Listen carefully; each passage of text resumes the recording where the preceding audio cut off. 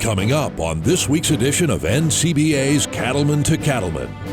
Are you aligning your genetic decisions with the future needs of the beef industry? We'll talk with a talented group of breed association reps who'll share their practical advice on how you can improve your herd. And now, a special edition of NCBA's Cattlemen to Cattlemen with host Kevin Oxner. Hello and welcome to NCBA's Cattlemen to Cattlemen. I'm Kevin Oxner. Thanks for joining us. Today's beef producers are faced with a daunting task, improving quality and productivity without sacrificing efficiency and profitability. That's why it's important to have the right genetics for your operation. So what steps can you take genetically to improve the performance and profitability of your herd? I'm here with an experienced group of guys from a handful of different breed associations who can share some practical advice and wisdom on the best ways to improve the performance and predictability of your herd. To begin with, we welcome Colt Keffer. He comes to us from the International Charolais Association. And guys, I'd like you to share just a little bit of background of the breed itself. So Colt, tell us about Charolais breed. Well, thanks for having me on, Kevin. The Charolais breed is a French breed imported through Mexico in the 1930s. It's always been a tradition. It's imported heterosis, performance, and power. So fantastic. We're glad to have you here. And Tom Brink comes to us from the Red Angus Association. Tom, give us a little bit of background of your breed. Well, good morning, Kevin. It's good to be here this morning. And the Red Angus breed got started in 1954. It's a derivative, of course, of the Angus breed. When they came over from Scotland, there were red-hided cattle. There were red genes that kind of hid behind the black. And some pretty entrepreneurial breeders in the late 40s and early 50s got started and bred the red cattle and created the Red Angus Association of America. So that's been a number of years ago, over 65 years now, and a very performance-oriented, EPD-oriented type of a breed, maternal traits, carcass, and growth. Fantastic. You're based in Denver. Of course, the Charolais are based in Kansas City. And Shane Bedwell comes to us from the American Hereford Association, also in Kansas City. Tell us a little bit about the breed of Hereford cattle. Thank you, Kevin. Appreciate being on the show. The American Hereford Association got its roots started in 1817 when the first Herefords were imported over from Herefordshire, England by Henry Clay. Wow. And then the association was started in 1881 formally, and we've been in Kansas City for about 100 years now and are very proud to carry on the tradition and the heritage of the Hereford breed. Fantastic. Glad to have you with us. Dan Mosier comes to us from a breed everyone's recognized and familiar with, the Angus Association. Dan, tell us a little bit about Angus cattle. Yeah, you bet, Kevin. So Angus cattle first came to the U.S. from Scotland to Kansas in 1873, and the association was founded just 10 years later. We've got a long history, commitment to innovation, whether it's data collection, genetic evaluation tools, carcass merit, branded beef programs, that sort of thing. Fantastic. Thank you for coming today. And finally, and you have recently moved, right, to the association to Nebraska, I believe, but coming to us from the American Gelbvieh Association, Tom Strom. Tom, tell us a little bit about Gelbviehs. Good morning, Kevin. Nice to be here. We're currently located in Broomfield, Colorado, but we are planning to move to Lincoln, Nebraska about May 1st. Okay. And so looking forward to that transition. Gelbvieh originated in Germany in about 1850. Semen was imported to the United States in 1971, and the American Gelbvieh Association was created in 1971. The breed's always been used as a dual-purpose breed for milk and growth and strong maternal and carcass traits. And a really important part of our breed history is the development of the Balancer program, which Balancer is a trademark name for hybrid cattle. The American Gelbvieh Association was the first breed association to register hybrid cattle. That started in 1998 or 99, I believe, Tom. And so Balancers are out of 2 registered parents and a minimum of 25% Gelbvieh to a maximum of 75% Gelbvieh, with the offsetting percentage being either Angus or Red Angus. Fantastic, and we'll talk a little bit more about that later. You know, I want to talk just broadly about the role and function of breed associations, because of course some of our viewers are registered breeders, others are commercial folks that may not have as direct or relationship with you all. Dan, tell us what, in your opinion, is the overall role of a breed association. Yeah, sure, Kevin. You think about how breed associations originally evolved. There were organizations to keep pedigree records. We still go back and you see on the old dusty shelves of some of the original handwritten herd books there. But over time, as the beef industry has evolved, breed associations have also evolved to serve the interests of the commercial industry. And so now, whether it's the educational things we do or the databases that we've built of member information that we use for genetic predictions, that's really, I think, our most important role to serve the commercial beef industry. And you mentioned the word evolve. Things are changing with genetic testing and everything that we're going to talk about a little bit later. Some question the future viability of breed associations. Tell me, Tom, how are breed associations evolving to meet the needs of tomorrow's cattlemen? Sure. I think breed associations today are doing more than they ever have in more areas.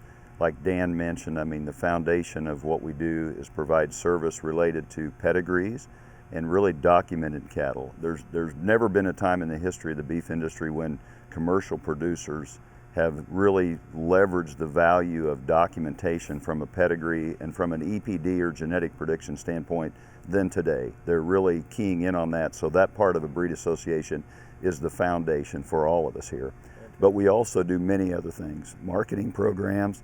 DNA, as you mentioned, has become a very significant part of what we do on a day-to-day basis because it helps make our genetic predictions more accurate. But the education component, which Dan mentioned, is a constant need. And so marketing, promotion, and really helping producers make good selection decisions. So breed associations wear many different hats, and I don't think we're going away anytime soon. I would guess that's the case. As we talk about the future, certainly breeds many times are like religions. People go to one church and go to the same church for a long time. In other cases, folks choose to change or crossbreed over time. Just at a high level, I would be curious to know what criteria should folks consider when selecting a breed?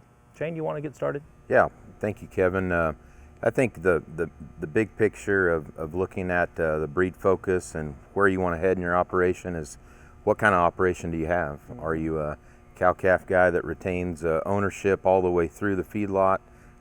What strengths and weaknesses do you have? Do you just sell at weaning, or are you wanting to keep females? And I think based off of breed complementary, the strengths and potential weaknesses of breeds, and trying to tie those two together for the end game and trying to maximize as much product potential, profit potential, trying to reduce inputs in all segments of it. I think you can infuse and work together with a lot of different breeds to get to that potential outcome. And so it just comes down to the bottom line and what roles of complementary that you can add to your herd to maximize that profit potential or reduce inputs. Good. Colt, what would you add?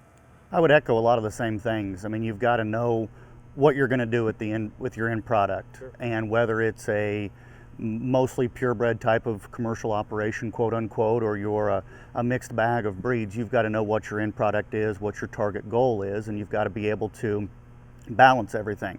Probably the hardest part of a commercial producer's operation now is deciphering all the data we give them. And you've got to be able to look at it and decipher what you want and what's good for your operation and build from there. Fantastic. Bull season sale season is coming up soon, and I suspect a lot of folks are getting catalogs and shopping around for bulls. We'll talk about some specifics later in the show, but just at a high level, Dan, what should some of the key considerations be when people are searching through those catalogs to find the next herd bull?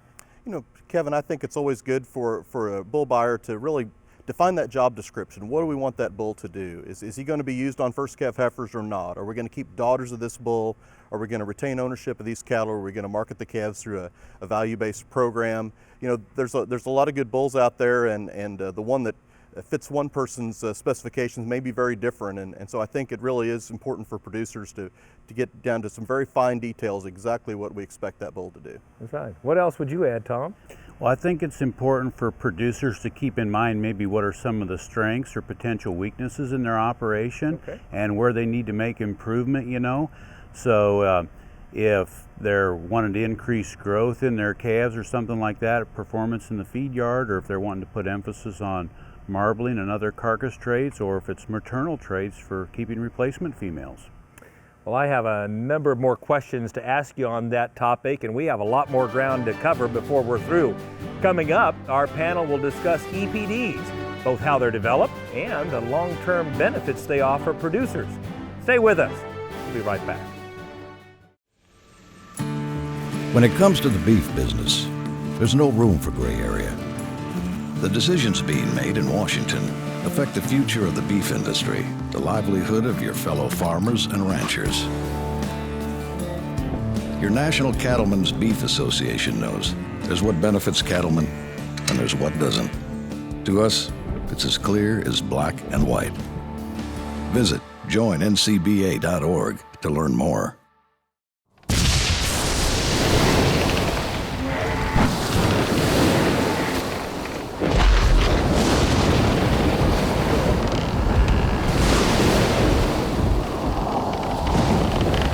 The elements can be relentless.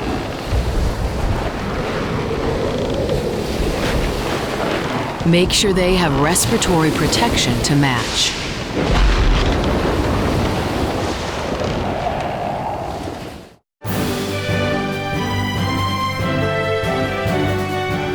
Welcome back to this special edition of Cattlemen to Cattlemen, as we talk with a group of breed association reps about practical advice that can improve your herd. You know, we talked a little bit about EPDs in our last segment, and I want to dive into those just a little more deeply. Dan, just give us an overview. What are EPDs and what's their value to the commercial beef business? Sure, Kevin. So an EPD, or an expected progeny difference, is just what the name says. It describes the difference you would expect when you have progeny of multiple animals, 2 or more bulls, for example.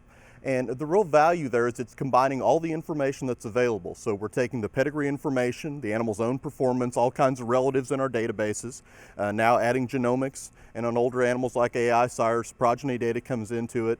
And so we're getting an objective, accurate value that you can compare across farms and ranches. It pulls all the environmental differences from ranch to ranch out of it, so it's truly a direct genetic value. And you know, many people see those as tools that registered breeders use, but they have a lot of value to the commercial cattle industry, right, Tom? They really do, Kevin. I mean, they're extremely valuable to commercial producers. I think most producers today are looking to make multi-trait improvement. They want to improve the maternal aspect, maybe calving ease, growth, carcass. They're trying to do many different things because a commercial herd, in a sense, requires it today. EPDs are the most valuable tool to help accomplish that goal. They really do work. They work well. They've never been better. In fact, when Dan mentioned the inclusion of DNA and genomic testing, that has added value. And even our statistical methods are better today than they've ever been. And so commercial producers can rely on EPDs. They can use them with confidence, and they can improve their herds by using that tool. You know, folks have said before, figures lie and liars figure, and there are a number of people in the beef business that have said, you know, I don't believe those things. I want actual numbers and so forth. Shane, walk us through the process. How do we collect this data, and why do we have a confidence in this data being correct? Absolutely. Our kind of protocol at the American Hereford Association is our whole herd reporting program, and so all data comes in, or that data doesn't go into the equation. And so our breeders have the option to either submit the data through our mail system, or about 80% of our membership send data in through our real-time online registration system. And so all those phenotypes are flowing in now into our genetic evaluation, and we're producing that data on the backside through the calculation every week now in our genetic evaluation. And so we go through those same stages and protocols for birth, weaning, yearling, ultrasound information, and then as we move to some of our carcass EPDs and feed efficiency EPDs, the strength in our national reference sire program, and other breeders turning in actual carcass data, that information is flowing right into the genetic evaluation. And so with the progressiveness of I'd say several breeders within breeds, that data and getting that information and building that accuracy of that EPD is extremely important. We'll talk a little more about genomics later, but Tom, give us a reference point. When you add then back in some genomic testing, you actually have the accuracy of multiple calves, is that right? Explain that to some of our viewers. It is, you're correct. It's one of the greatest values of doing DNA testing on young animals because you get the benefit of some proof. It's as if, and we've actually done the calculations on this, you actually get the same impact in terms of EPD accuracy and the increase in that accuracy as if that animal had a significant number of progeny. Varies trait by trait, but it jump starts the accuracy for that EPD and really creates a lot more reliability and predictability. So it's a great tool. And as we talked before, the new methodology that we're all using is the one-step methodology, which incorporates that DNA information on the front end of the evaluation and really allows the EPDs to be generated using a simultaneous group of equations that looks at everything at once. It's very sophisticated and it's quite accurate, and it's a big jump forward from what we had before. Incredible. You know, the other question I have, I'm seeing increasingly bull sale catalogs coming out, not even printing some of the actual performance data like birth weights and so forth.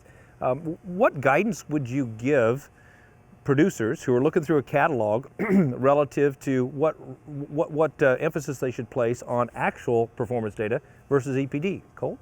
Well, I think it's important to note that some people do want to see the actuals and some people want to see the EPDs, and I think it's a lot like any kind of bull buying experience. You want to understand that if you see the actuals and then you see EPDs, you got to understand that it is an expected progeny difference. It's what you expect that bull to do in production and not particularly how he weights and measures on that day. I think there's a different way to look at it. Some people do want to see that actual data to see what the performance is and quote unquote trust it a little bit more. But the EPDs, when you go into it and when you look at them, they are a very important factor of selecting how you want to build your herd in the future. Not so much on that day, but what that bull will do for years and years to come.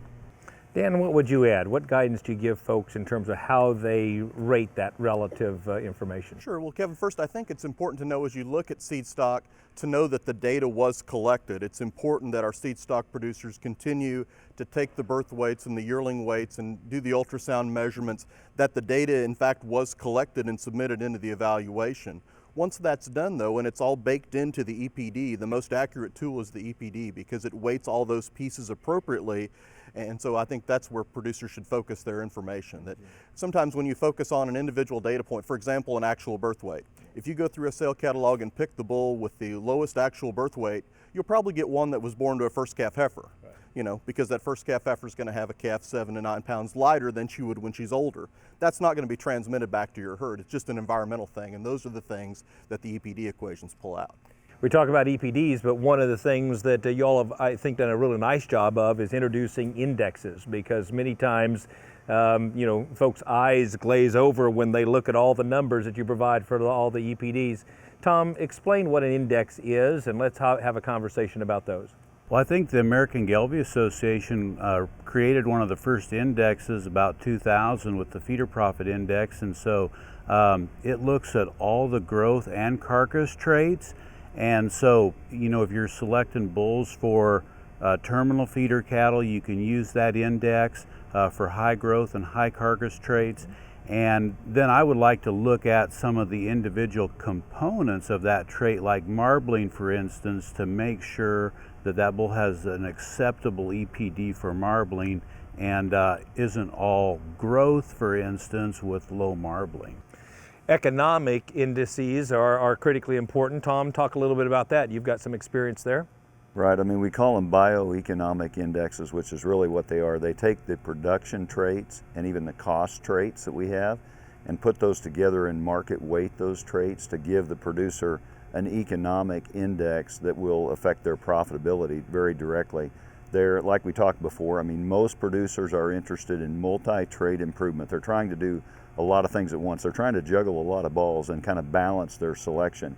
Indexes allow them to do a fantastic job of that because they weight the traits appropriately. And so, like you said, Kevin, there's lots of EPDs out there. Sometimes that can be overwhelming to a producer, but if they focus on the indexes and then maybe just a handful of the EPDs, they can still do a tremendous job. So economic indexes simplify selection decisions tremendously.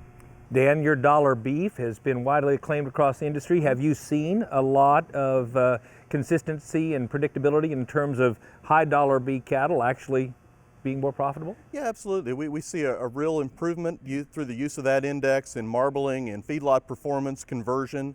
You know, back in 2014, we added the feed intake piece into that, and since then, you know, our genetic trend had been increasing for feed intake. Now it's flat ever since, because now that's a part of the bit of information that Angus producers are using in selection. So you really can change a population by using those indexes and really find the most profitable combinations for the commercial industry. That's fantastic. Thank you so much for your insight. Now don't go away. We'll have more insights from our panel, including their thoughts on the future of genomic evaluation, right after this. It started with a man, a plot of land, and a few head of cattle.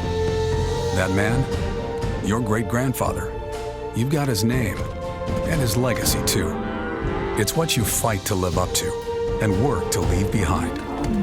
With innovation, integrity, and passion that runs as deep as yours, we'll be there. For your operation, for your future, for you. This is why Merck Animal Health works.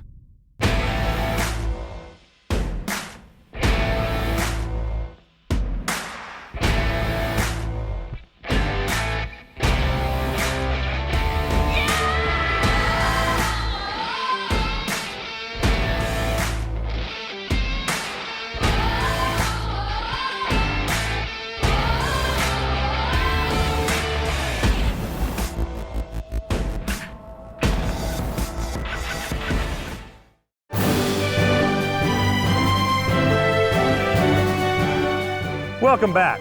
We're here with our panel of breed association professionals, and as we talked before about EPDs and more importantly genomically enhanced EPDs, I want to talk just a little bit more about that. And Shane, give some perspective. I mean, what are we able to determine through genomic testing that we haven't been able to determine through EPDs? Yeah, I think the evolution of how DNA and genomics have influenced genetic evaluations has been substantial here in the last 2 or 3 years, of how we've been able to utilize a different form of incorporating genomics into our genetic evaluations, where we've been able to really pair out the true marker inheritance that those progeny are getting. And so, you know, the old methodology, we just kind of assumed that, you know, forming EPDs from pedigree estimates, an animal would inherit equal 50%,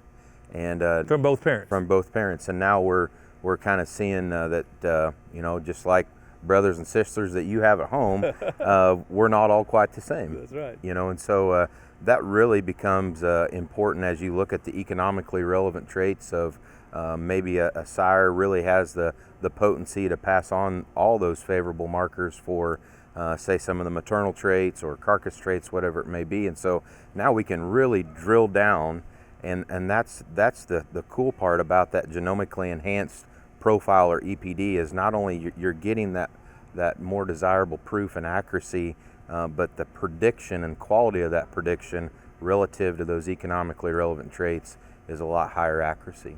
And let's be honest, I mean, there are some traits that are either hard or impossible to measure, or at least expensive to collect that data, and it provides some, genomics provides some benefit in that regard. Would you agree, Dan? Yeah, sure, Kevin. I think there's some traits that are. They're very valuable to the industry. Things like feed efficiency and conversion, potentially tenderness, some of those traits.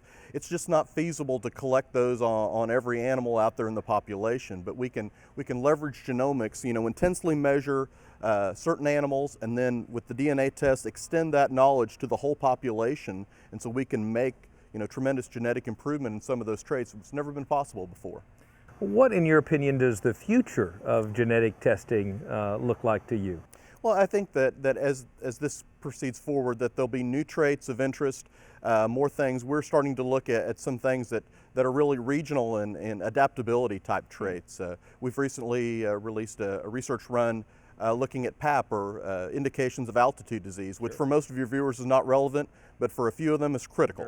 I think as we think about the Gulf Coast and heat tolerance and hair code and those sort of things, these sort of tools will allow us ultimately to help producers select the cattle that really flourish in those environments. Tom, what do you see in terms of the future?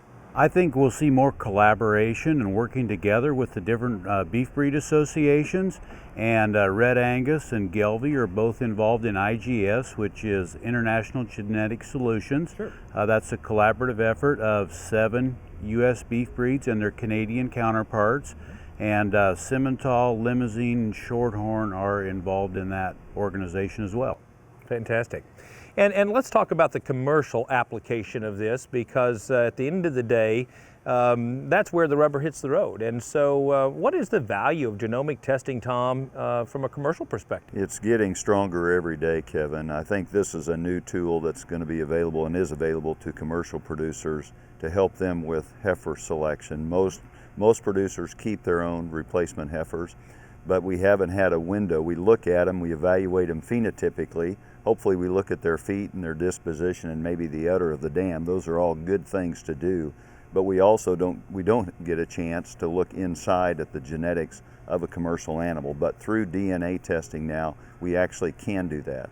So at the Red Angus Association, we have the Red Navigator test. It is specifically designed for 75% or higher commercial Red Angus females.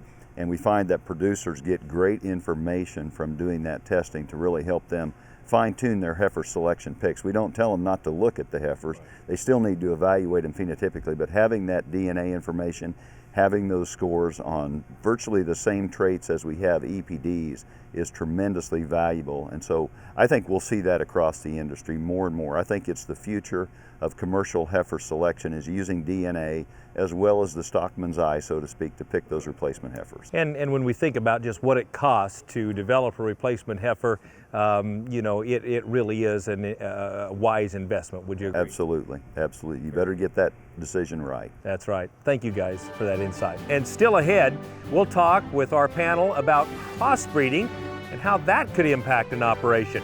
Stay with us. We'll be right back. When you're in the cattle business, no matter how much it's a business, it still starts with cattle. It's this basic notion that sits at the core of how we approach things at Boehringer Ingelheim. We understand when you put the cattle first, it just naturally leads to doing the right things. If you want to do well in this business, you start by doing right. Take care of the cattle, and they'll take care of you.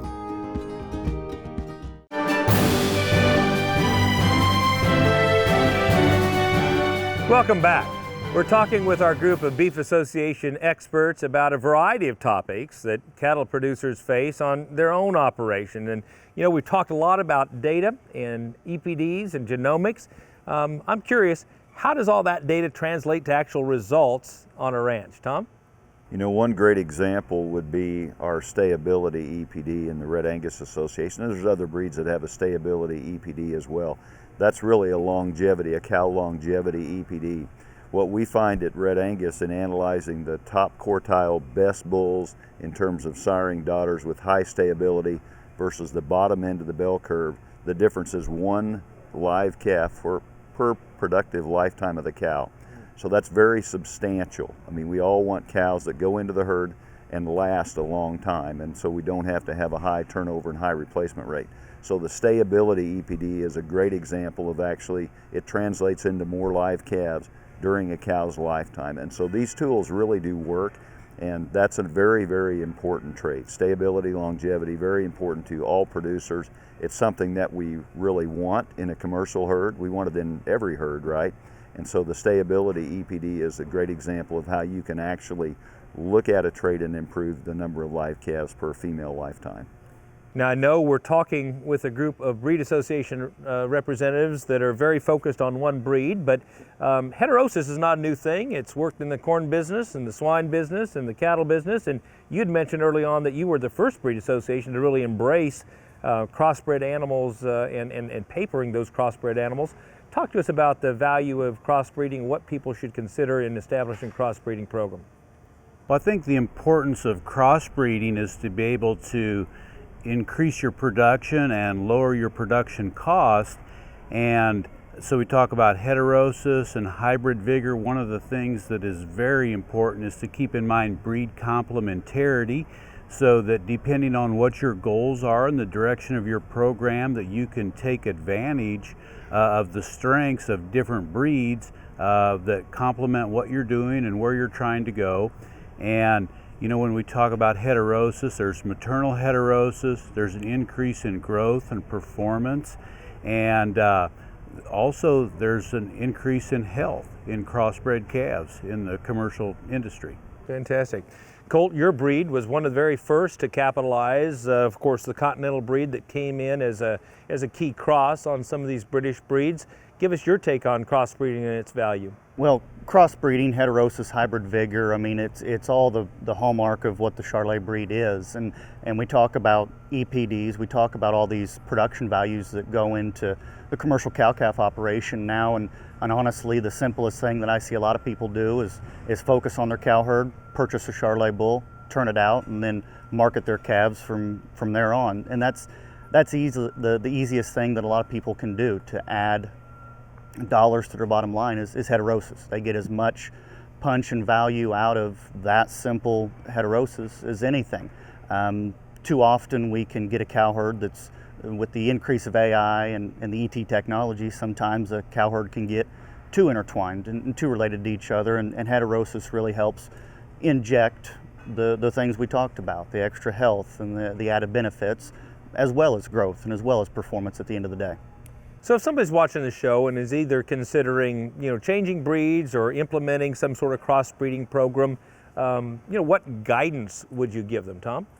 I think as you evaluate breeds and programs and crossbreeding programs, and really your approach to genetics, incorporating genetics from different breeds in your herd, you need to evaluate the breeds on their strengths and weaknesses, the complementarity, as Tom mentioned earlier, and really know why you're using the breeds you're using today. I mean, it's good to say, I'm using this breed because it brings me these traits and these characteristics, and maybe I'm going to complement that with another breed that does bring some different traits that I need in my herd. So really evaluate the strengths and weaknesses and come up with a crossbreeding program, if that's your goal, that is going to meet those needs and brings in complementarity. So know why you're using the breeds you're using. And different, go ahead, Dan. Yeah, Kevin, I was going to add, I think it's also important for producers to understand that breeds have changed over time. Right. That there was the perception at one time that British breeds do this and continental breeds do that, but continental breeds have improved calving ease significantly, British breeds have improved growth considerably, and so in many ways we're more alike than we used to be. Sure. There's some traits that we're still quite different, but I think that's important for producers to do their homework and understand breed differences. And folks have told me that sometimes there's more variance within a breed than there is across breeds. Exactly. And so different lines within breeds certainly vary tremendously. We've talked a lot about data and EPDs and genomics, but there's one thing as an old livestock judging team member that I don't want to forget, and you said the word earlier, that's stockmanship. The fact is there are some things, Tom, that can't be evaluated by numbers. Shane, you get to judge a lot of shows. What guidance would you give us in terms of how we incorporate visual appraisal with this performance data? Well, in my opinion, they need to be tied together. Obviously a bull passing a BSC and meeting some of those basic requirements is important, but feet and leg structure we have to keep at the heart of our breeding bull selection, our retention females that we're keeping back. That goes right in with longevity, obviously, and keeping docility. Some of those key traits that we have to be out in the pen, make those selection decisions, and really keep that craft of that stockmanship going on with it. And so it's a really neat time, I think, that we have in front of us, where we're really marrying both worlds together. If we can put our attitude towards it and really work at it hard, we can get there with the right kind. Statistics and stockmanship both. Would you agree? Absolutely. Fantastic. When we come back, we'll have more insights from our panel of experts, including their thoughts on the different marketing opportunities that breed associations offer to producers. Stay with us. We'll be right back. Saddle up and make your way to Denver, Colorado for the 2019 Cattle Industry Summer Business Meeting. This is your chance to stay up to date on beef industry trends and policies. Meet with industry leaders and your fellow cattlemen and women. Plus, you'll get insights on hot topics at the issues forums. Mark your calendar for the 2019 Cattle Industry Summer Business Meeting, July 29th to August 1st in Denver. Details at ncba.org. When you're raising cattle, you might have to solve a dozen problems before you even get through your first cup of coffee.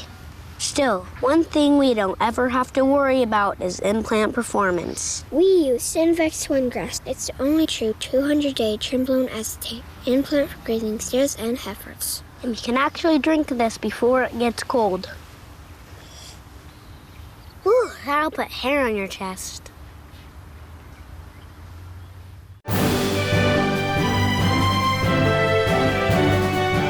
Welcome back to Cattlemen to Cattlemen as we get insights from a group of breed association representatives about some of the top issues facing producers around the country.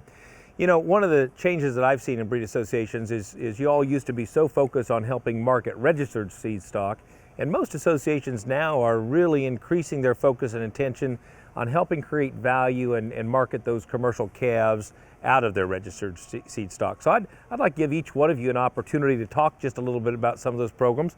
Colt, you want to begin? Yeah, we recently kind of retooled our agent source verification program. It's a Charolais Advantage program, and it's in partnership with IMI Global, help cattle qualify not only for agent source, but natural NHTC and GAP certification.